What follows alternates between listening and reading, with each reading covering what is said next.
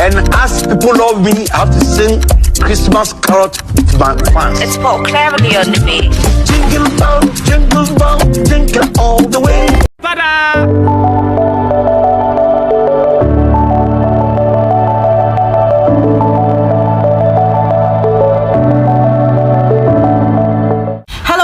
Welcome back to my channel. First off, thank you so much for staying on this journey with me so far.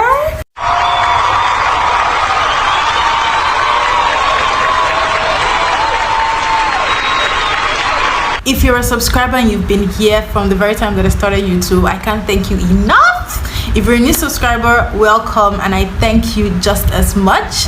So in today's video, I'm going to be talking about all of the things that I did in the past year that helped me to grow my natural hair longer. I'm going to be placing emphasis on length because in previous years I've been focused on the health of my hair, and I've always been focused on the health of my hair, but for last year in particular I made it a point of duty to focus on the length of my hair. So yeah, I was focused on the health of my hair, but my hair is healthy. I wanted to make sure that I got my hair to grow significantly longer, and I was able to do that. My hair is currently in 2 pigtails and I washed it today as well. I'm going to insert reference pictures at intervals just so that you guys can relate with everything that I'm going to be talking about in this video. This is a picture of my hair at the beginning of the year, and this is a picture of my hair now, so you guys can see the difference in length. Was I able to achieve my hair length goal? I didn't set a particular hair length goal that I was working towards, but I just knew that I wanted the length to be significantly longer than it was at the start of the year. This was new territory for me because typically I don't focus on the length of my hair, but I told myself I've been 6 years natural and I really need to start focusing on the length of my hair so that I can actually get to that waist length, because eventually my ultimate hair length goal is waist length. So I want to make sure that I get to waist length, and I get to waist length in good time.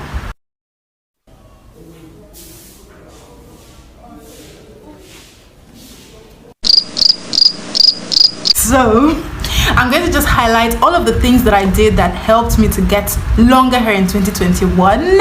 And without further ado, let's get to talking about these things. There are 7 things that I'm going to be listing out today, and I'm going to try as much as I can to go into detail about all of these things. Every one of these things are things that we are familiar with because they are things that are repeatedly mentioned in the natural hair community. There are things that we always emphasize that we do, that's we naturals. There are things that you definitely must do as a routine and over an extended period of time if you want to see any significant growth at all. So without further ado, the very first thing that I'm going to be mentioning is a healthy hair regimen.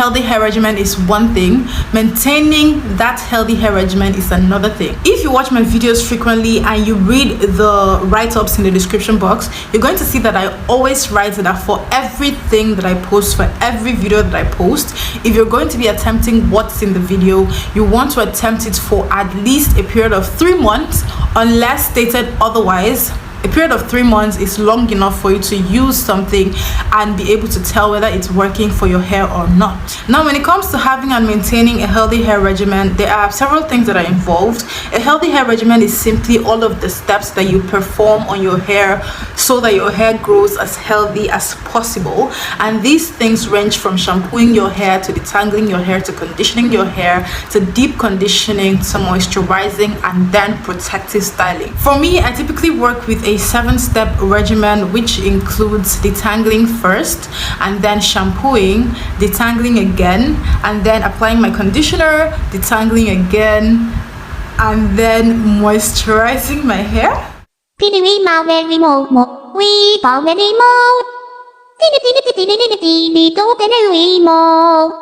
Deep conditioning, right? Yeah, deep conditioning and then moisturizing. I wash my hair every single week. I do all of these 7 things that I've stated on my wash days. And guys, I'm going to tell you that since I started to stick with my regimen and actually do all of these things, my hair has grown so much better than it was doing previously. So if you're looking to start a regimen for your hair, if you don't already have one, I definitely recommend these 7 steps. The first one is detangling, especially because our type of hair is kinky. Some of us have more kinky hair than the other, and even if your hair is not as kinky as the type 4 category, as long as you have a curly head of hair, you would need to detangle your hair. So I definitely recommend trying this 7-step routine. Just try it first and then you see if that works for you. If it does, that's perfectly fine. If you feel like it's too much procedure, you can take out whatever you need to take out, but I don't recommend that you take out deep conditioning and conditioning. So you may need to adjust 1 or 2 things to suit you, but otherwise I recommend these 7 steps.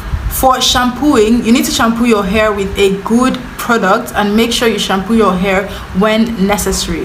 When necessary, because you may not particularly need to shampoo every single wash day, but I definitely advise that to get rid of all of the products build up, you shampoo as frequently as you need to. Also need to take your time and detangle your hair properly.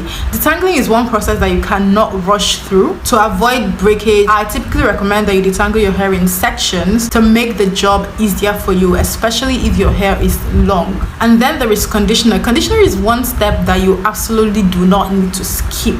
Conditioner is the step after shampoo and after detangling.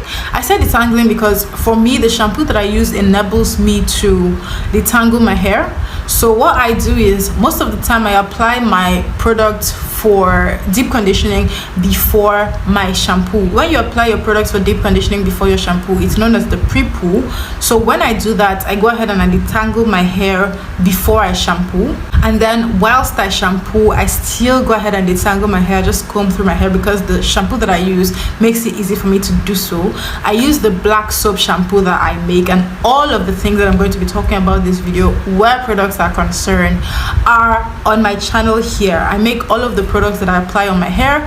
I make everything from shampoo to deep conditioner. The only thing that I don't make that I apply to my hair is conditioner, and you do not need to be skipping your conditioner, because it's what's going to revitalize your hair.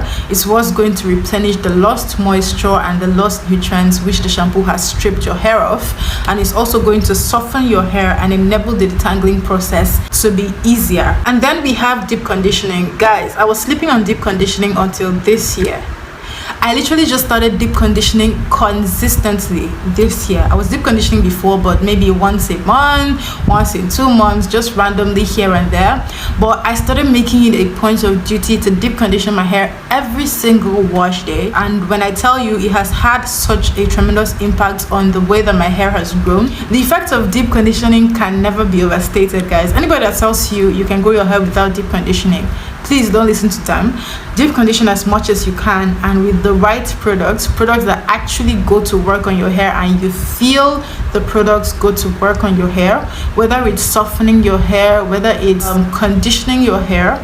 You would always feel these products work, and you would always be able to tell when there is something a bit off or when you need to discontinue a product. So deep conditioning is definitely a must to do as far as your hair regimen is concerned. I also want to point out that you would need to choose your hair products carefully. It's just like the food that we consume. Hair products are very important because you don't want to apply just anything to your hair. You want to be sure that whatever it is you're applying to your hair is actually nourishing your hair and adding more nutrients instead of taking away from your hair. For people who are not too familiar with natural hair products, you may need to go through 1 or 2 brands trying to find the perfect product, and you may not always find the perfect product at the first or the second or the third try. You would need to look through the ingredients. You definitely don't need to go purchasing expensive fancy products in order to grow your hair. You can make do with the ingredients that are available in your own country. Especially patronize your local brands. They are typically more affordable than the imported luxury brands of hair products. So you can patronize your local brands, and also if you feel like those aren't working for you, you can always switch to the traditional African methods of growing hair. And I have several tutorials on all of the methods that I use traditionally. If you're not satisfied with what I have on my channel, you can definitely go ahead and check out other natural hair YouTubers until you find somebody that you feel in tune with. My third point is you can go ahead and incorporate hair vitamins if you need to. I started taking hair vitamins this year, and some of the brands that I have taken so far are Puritan's Pride.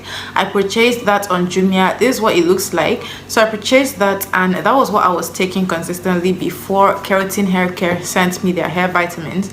So if you feel like your hair is not strong enough and you feel like your deep conditioning isn't working for you, you may also need to take capsules or pills or just some form of medication or the other to help boost your hair growth along. And then be on schedule with your trims. Guys, trims are another thing that you absolutely need.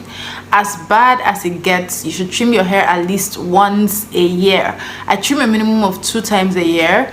You don't have to overdo it. Just make sure that you're getting rid of all the split ends, you're dusting off the knots, you're taking out those tangles which the tangling cannot get rid of. That's what trimming does for you. And trimming also enables you to actually see and appreciate the new hair growth once you've taken out the old hair growth that is not making any progress. And then we have moisturizing. We keep on drumming about moisturizing repeatedly. You cannot grow your hair without moisturizing it. You cannot grow your hair without moisturizing it. Your hair needs water, especially our kinky African hair. Our hair needs water. You need to be constantly feeding your hair with water. And I'm not even talking about leave-in conditioners or all of these products that are water-based hair products. You need to feed your hair with water, which is one of the reasons I wash my hair so frequently, to make sure that my hair is never dried out. You need to ensure that your hair is also never dried out, and just always be sure that you moisturize your hair as frequently as 3 times a week if you can. Do 1 to 2 times a week, and that is enough for me at this point. But if you feel like you need to do more, you can definitely go ahead and do more. Whatever works for you, make sure you do that. And then we have protective styles. Guys, protective styles are one of the parts of natural hair journeys that people tend to miss. You can be doing everything right, but once you miss out on how to make your protective styles correctly, you can set yourself back by several feet. So you want to make sure that you have just one person who installs all of your hairstyles. That's my number 1 recommendation. Have one person that does all of your hairstyles. And also, if the person is not natural hair familiar, you can teach the person how to do your own hair. You can show the person what you need done, what you like done, the products you'd like to use, the styles you prefer, and just generally how to work with your own hair. Some of the protective styles that I have done include braids. My most typical protective style, and the protective style that I have done the most this year, is just these chunky braids here. I don't add anything to my hair. I make these chunky braids, and every time that I make these braids, I put my hair in a bun, and then I just wrap it and I'm good to go. So I have made protective styles consistently almost every week this year. I change my protective styles every single week because I wash my hair every single week. So once I'm done with my wash day, I put my hair in a new protective style, and it stays in that protective style until the next wash day. And last but not least, consistency, patience, and vigilance. We're all used to hearing consistency and patience, but I don't think anybody really talks about vigilance. Vigilance is paying attention to every single thing that you do and making sure that the things that you're doing are actually working.